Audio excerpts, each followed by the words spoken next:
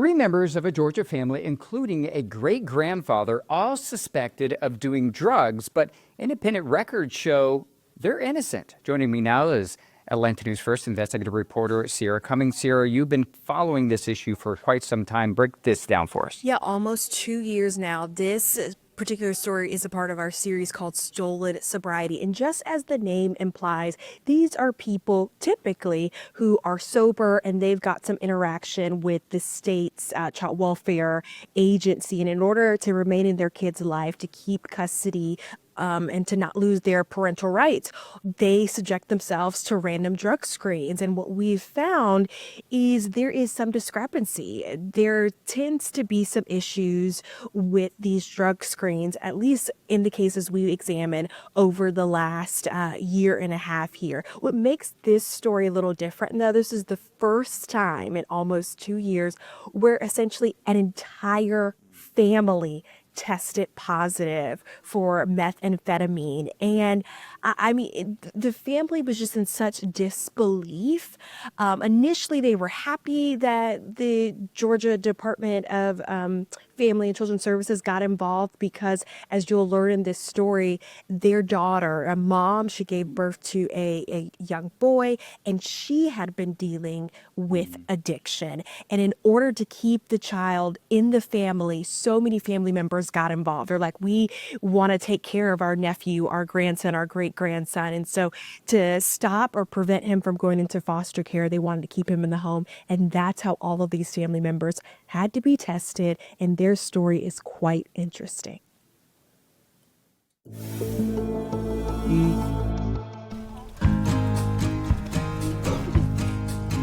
But we enjoy this life out here. Nice, beautiful, and quiet.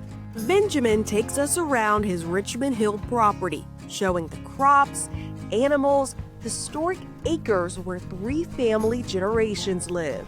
The day would be otherwise perfect, except Only one thing, we just miss our little great-grand.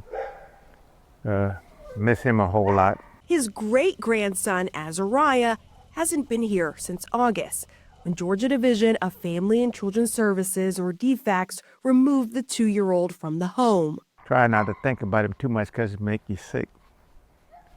But I hope everything will be all right. Things haven't been all right for some time. It all goes back to when DFACS first got involved in 2023. Azariah's mom admitted to drug addiction, and the Bryan County investigation moved slowly due to staffing shortages, the family recalls. But eventually, caseworkers moved forward with Azariah's placement options. Instead of a foster home, multiple immediate relatives on mom's side sought temporary custody. One of the requirements? A drug screen. Great-granddad Benjamin thought nothing of it until, he says, his drug screen came back positive. The 76-year-old has overcome many challenges, including near paralysis after a crash. But this hurdle, it feels unbelievable. The way they're handling it, if they would handle it with some common sense. A frustration with DFACS shared by the rest of the family. Yeah, they need to do better. They got to do better. Grandma Katina and Aunt Jayana were drug screened. Social workers told them both they too were positive for methamphetamine. I was like, no, that can't be. I said, I don't do meth. But it's well, this is what our test is saying, so that's what it is. Alleged test results they don't even have copies of. What happened when you asked for a copy of it? I reached out to our caseworker and I asked her if she could provide copies of all of our hair follicle testing, and I never received a text message back. On a Facebook group to help families deal with DFACS cases, they came across posts of Atlanta News First investigations. Our year-long reporting uncovered a history of concerns, complaints, and records of false positive hair follicle tests from Georgia drug labs. We found some labs contracted to do drug screens on behalf of DFACS typically don't perform an additional confirmation specialized drug test called DL-isomer. The confirmation test distinguishes between legal drugs like medicine versus illicit drugs. As our reporting advised, the family began to get independent drug screens, trying to prove their innocence. Hair follicle tests they paid for out of pocket show they are negative for drugs. Despite the documents, Azariah is still not home with the only family he's ever known. It's just really hard when we go to see him twice a week for 2 hours, and then it's time for us to leave, and he wants to run behind us, and he's crying because for his whole life he's been with us. What are your feelings toward defects? They supposed to be for the kids, but they're not. Back outside, they all take a walk together around the property the toddler loves so much, hoping for his return. We just going through this little trial and tribulation, and I hope it'll come back to our favor. You know, because we missed the little guy. Ciara, you really feel for this family. So what's next for them? It's so tricky because I should highlight this case as it's playing out in the juvenile court system. It is between the biological birth mother and this child, Azariah. And so the judge has to focus on the parent, the mom and this child, not necessarily the extended family members, the great grandfather, the grandmother, and the aunt. And so that case is ongoing, and it's going to be up to this mom to take care of herself to ultimately get her child back. And we've talked with her. She is getting treatment for her addiction. She recognizes her addiction. And so she's trying to do the work. The child, however, is with a relative on the father's side right now. And it was family he didn't know. And so that's why the mother's family wanted to remain involved. So they hope with these independent drug screens that at some point in the case, they can present them to the judge, and the judge can say, hey, we'll leave Azariah with his mother's side while we continue this case. But, you know, it's unclear if that's going to happen in a couple weeks or a couple months.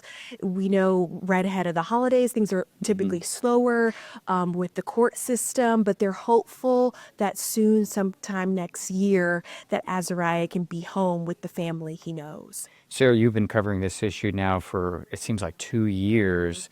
Is there any potential change in state policy to address these discrepancies and these children essentially that are being taken from their families because of what appears to be, in many instances, false drug screenings? Yeah, an unreliable drug screening system. And every time we do one of these stories, we ask the state agency, is there any change in your policy? At the heart of this, a lot of families are like, you know, hair follicle drug screens inherently are risky because of environmental contaminant, hair dyes, and federal guidelines say it's complicated to rely on hair follicle drug screens. So these families are like, at the very least, the state could stop using hair follicle drug tests. But the state says they use them as a tool, and it's really helpful to determine a history or a pattern, whereas urine might only show what someone's doing in the moment. So ultimately, the state has not done away with these hair follicle drug screening. They have not changed their policy,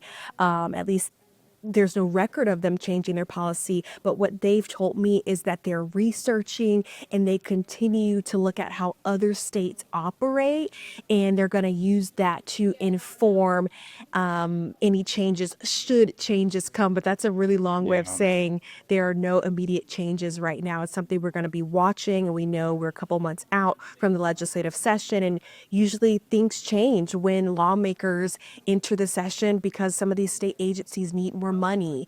And we know that could be an avenue the state eventually wants to take, that, you know, we might need some resources to change how we're doing all of this, but it's a wait and see for right now. Yeah, this state is in a tough spot, right? Like, they want to protect their kids, these kids that are now in their custody, but they also want to make sure that they're, you know, doing the right thing, right? By trying to make sure that the parents are doing the right thing by staying sober. So The risk is so great. Yeah, I imagine you're going to be covering this for quite some time. You can watch more of the Ciara's multi-part investigation involving this issue on our website, AtlantaNewsFirst.com.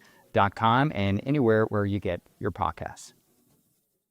Thank you for tuning in to Behind the Investigation with Atlanta News First Investigates. For more on this story, go to atlantanewsfirst.com and click on the A&F Investigates tab.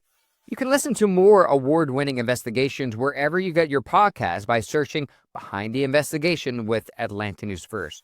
And tune in Sundays for an hour-long episode of Uncovered, where we highlight some of our biggest investigations that impact our communities.